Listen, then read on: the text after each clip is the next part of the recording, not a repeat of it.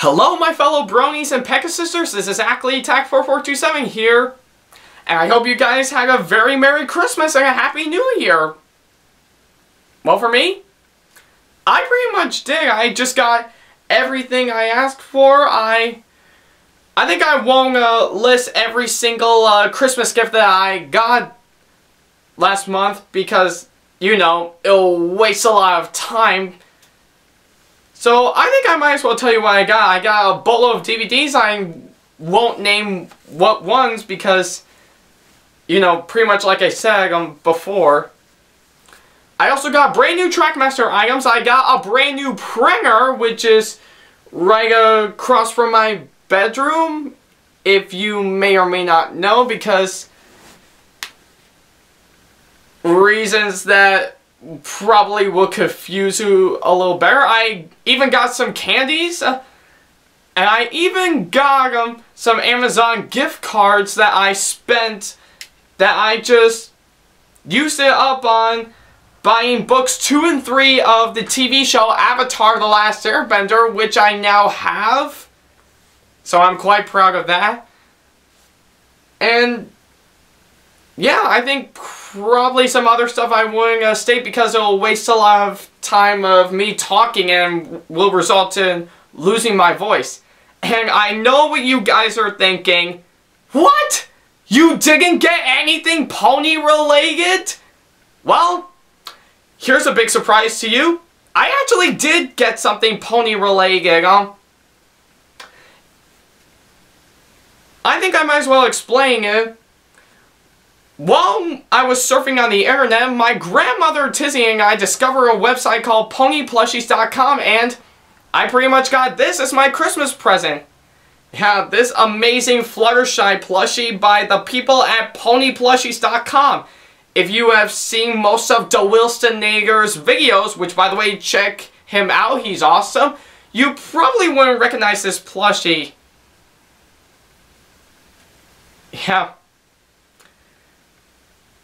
Yeah, such an amazing Christmas gift that I got. Excuse the amount of dead air that I'm trying to fill in.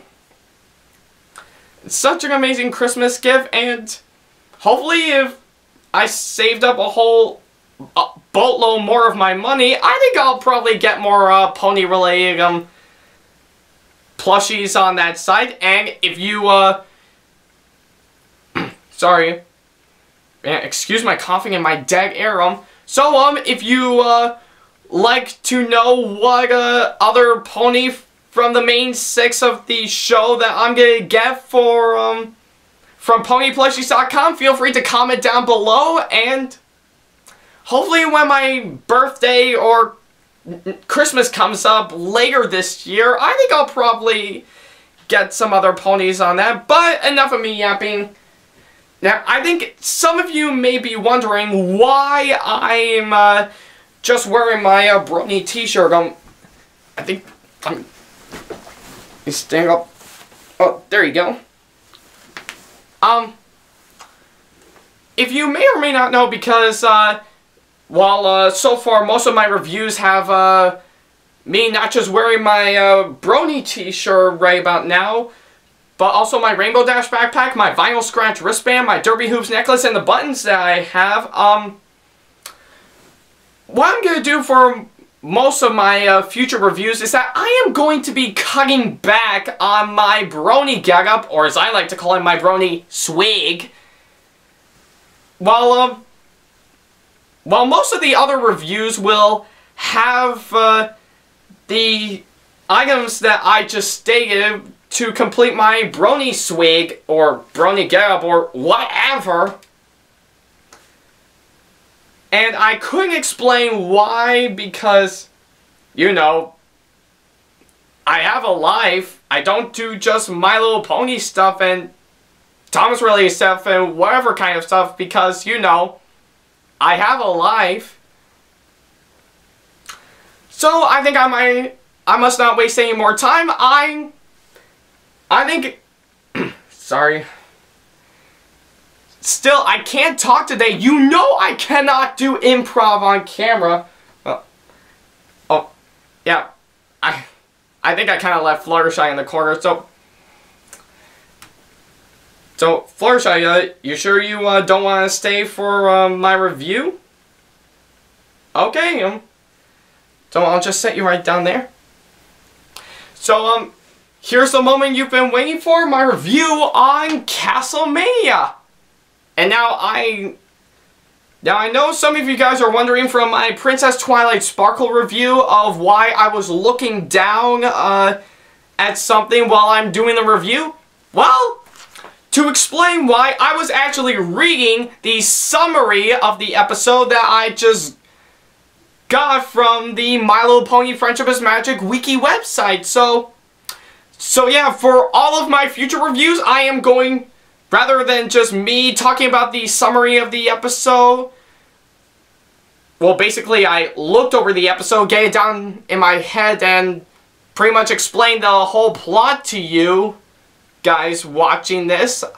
For what I'm going to do for my future reviews, I am going to read the entire summary of this episode. So yeah, that is what it's going to be for my future reviews. So enough of me yapping. Let us start this review off. Excuse my ums for a minute. And excuse the amount of dead air that I'm trying to fill in. It's just my way of knowing. Or should I say my know of doing flex. Oh, okay, enough of me yapping. I got a review to do. So please don't rant about it in the comments. I might as well get started anyways. So the episode opens up with Twilight Sparkle asleep in her bed when she wakes up to find a lamp switching on, and she sees Spike reading a comic book about the Power Ponies with her sidekick Humdrum, trying to stop the evil maniac. Wow. Spike reading a comic book? Boy, that's something I've never seen before. I think most of the other ponies in Equestria need to read more comic books. And while Spike is explaining that, Twilight emphasized to Spike that she, him, and the rest of the main six have to go fix up Princess Celestia and Princess Luna's old castle in the morning. Well, probably would have made more sense if they'd done it earlier. That would make a lot more sense. Like, can't they just do that in Castlemania? That would make a lot more sense. Okay, so the next morning, Twilight and her friends started to refurbish the old castle in the Everfree Forest as Spike goes into Celestia and Luna's reading room and reads the comic book. But then suddenly, when he reaches the end of the comic, he found a footnote in the small, hard-to-read text which says, "You can return to the place you started when the maniac is defeated. Take a closer look to join the adventure in this book." Excuse my lack of talking. And after Spike reads the little note, Spike suddenly gets sucked into the comic book along with Twilight and her friends, getting dragged into the comic book trying to save Spike, except for Pinkie Pie, who jumps into the comic book after them. Oh, clever way to recycle the magical portal scene from Equestria Girls. I'm not going to explain why. I think it's pretty awesome, and to me, I think it's a sad, sad, sad day when the teleportation scene in Power Ponies is way better than the teleportation scene from Equestria Girls. But I think I won't explain the entire movie to you. I think I'm not going to explain everything why. This is the only time I'll do something Equestria Girls related for this review. And which, in the meantime, I will do My Little Pony Equestria Girls as a family movie collaboration review someday. But for now, I'll just stick to the Season 4 episodes and most of the other family movies that I'm going to do for family movie collaboration real soon. So Spike wakes up and regains consciousness as he ended up on the roof of a building dressed as the Power Ponies' sidekick, Humdrum, when he discovers the main six as the Power Ponies themselves, until suddenly they come across an explosion at a museum in downtown, which is caused by none other than the evil maniac. Well, I gotta say, the evil maniac's design in this episode is incredible. I think it kind of reminds me of one of Discord's Lost Tales mixed in with Queen Chrysalis, while little bits of the Everfree Forest is stuck in Zakura's pot. I don't know why I just made that joke. So the main six, now as the Power Ponies, try to stop them, but while Applejack tries to wrangle the maniac with her lasso, Twilight attempts at using the Masked Matterhorn's powers, and Rainbow Dash uses Zap's powers to create a tornado, but accidentally create instead of lightning. Wow. Tornadoes instead of lightning, huh? I mean, what's next? A hurricane being mixed up with a snowstorm? How the heck does that work? While Rarity's powers as Radiance proves to be less helpful, so I'm guessing her powers is being a damsel in distress, and Fluttershy's anger-based powers as Saddle Rager does not menticize because she's not angry. Didn't we already establish of how angry she is in putting your hoof down? That's kind of ironic. So after Spike explains the Lasso Mistress Mayor's Velicious uses psychologically connecting her, Applejack suddenly gets into the tornado with Mistress Mayor Velicious' powers, and Spike once again explains that the only way to get out of the comic book is to defeat the evil maniac. Oh, isn't that like that in order for Adam Sandler's Jack and Jill, which by the way, that movie is a piece of crap by the way, that the only way to get out of that movie is to read the source material that it was based off on? Oh my king, Jack and Jill starring Adam Sandler is not based off on the nursery rhyme. And if you guys think I'm right, good for you. So Spike leads the Power Ponies to the evil maniac's headquarters, which turns out to be a shampoo factory.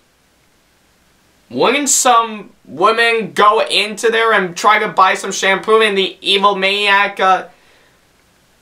tries to get rid of her by punching her out of the factory? I mean, it's not like the Power Rangers can do that with a kryptonite factory organized by General Zod. Would they? Actually, you know what? I think I'm starting to smell a fanfiction for this coming up. But anyways, back to the story. So while the Power Ponies try to stop the Maniac's hairspray ray of doom, or should I say the hairspray ray of doom, well, I finally got it right this time, she leaves Humdrum behind, considering it's pointless to use her spray on him. So Spike sneaks into the factory through the air duct, and each time the effect of the spray wears off, one of the hench ponies sprays them again. Boy, that's just weird. I still have no reason why. So the evil maniac uses an electrical orb to power up her hairdryer-shaped cannon Okay, sorry to break it to you, Evil Maniac, but that cannot be Pinkie Pie's party cannon. And she tries to tell the Power Ponies that her plan to use it on them and the citizens of Metropolis, which will cause their manes to grow. Well, yeah, because the only way to summon up an evil plan is to set off a hairdryer gun on them so that way their hairs will get all wacky. Why don't all evil villains do something like this? Excuse me for a sec. So when Spike as Humdrum tries to remind Fluttershy that she has to be angry in order to stop the evil maniac, the evil maniac decided to point the cannon right up at Fluttershy, but while that's going on, sorry, the evil maniac, sorry, Fluttershy then suddenly gets angry right after the evil maniac swatted a firefly right in front of her. Oh no, she didn't! Okay, I think that is something I did not see coming. In fact, to the people who already seen this episode and want to know your reaction to the evil maniac swatting a firefly right in front of Fluttershy, feel free to comment down below. And I'm quite curious to know what your reaction was to all of this. But anyways, back to the story. So after something that made all the bronies angry, and since Gilda made Fluttershy cry, Fluttershy then loses her temper, and suddenly turns into a large muscular monster, which every pony is calling her Flutterhawk. Well, I guess all that's left to make Fluttershy turn into Flutterhawk is for her to say, "Hey, you wouldn't like me when I fluttergree." Yeah, I think that has to be another internet meme that I could come up with. Ladies and gentlemen, first we have Jumping the Shark, Nuking the Fridge, Frying the Coke. Ladies and gentlemen, this is "You wouldn't like me when I'm fluttergree." Man, that has got to be another internet meme that has to go up on 4chan. Yeah, in fact, to the people who already got that meme of what I just said, make that meme happen. Alright, so after the evil maniac tries to fire the weapon right up towards Flutterhawk, the beam suddenly bounced back, and which will cause the evil maniac's hair to suddenly go all wacky, and Flutterhawk, or Soul Ranger, or Fluttershy, or whatever, smashes the machine into the pieces, and the effects of the weapon entraps the evil maniac of, you know what I just said. And Spike declares that the Power Ponies are victorious, and he and the Ponies are transported back. Well, pretty well done, guys. So Spike and the others return back to Princess Celestia and Princess Luna's old reading room, and much of their excitement... Sorry, you know I can't... I'm trying my best to fill in the dead air from now on. Sorry about that. As Fluttershy... Sorry. I don't know why I keep saying Fluttershy. Probably because it's one of my favorite characters. Still love you, Fluttershy. Alright, you don't want to be seen on camera, sorry. As Pinkie Pie explains that she picked up some stuff, or should I say, she offers the group cupcakes which she picked up from the Metropolis bakery a half a second before they return home. And Spike explains to Twilight that the comic book that he got was actually an ancient comic book, and just as the Ponies and Spike leave the room, the comic book suddenly vanishes in a flash of white light. Okay, well, nothing beats some of the cliffhangers from, well, you know, just the cliffhanger from Castlemania, but it's pretty decent. Yeah, it's pretty decent. Okay, so that was my review on Power Pony. So I gotta say, this episode actually is a little bit decent in my opinion. I mean, it's nothing like Flight to the Finish. But I gotta say, their take on making the main six into superheroes is incredibly well done. And I gotta admit, I was blown out of my bits to discover that 3 people write this episode. 3 people? Really? I don't know what kind of process was used to make this episode. Probably like the Nostalgia Critic's explanation of why 4 people wrote 8 Crazy Nights. You know, for 3 people writing Power Ponies, I bet they're all like, duh, we make episode, duh, I write poop. Yeah, if you already got that joke, good for you. So, I gotta say, Power Ponies gets a 3 out of 5 in my opinion. And I can't explain why. It's pretty decent in my opinion. So, oh yeah, Fluttershy, did you enjoy this episode I reviewed today? Awesome. She approves. So, thank you guys for watching my latest review. I hope to see you in my next Oh, wait a minute. Oh, what's a sheet of paper doing here? Okay, there's nothing on the back. I wonder what's on the other side. A Mad-Duel credit card!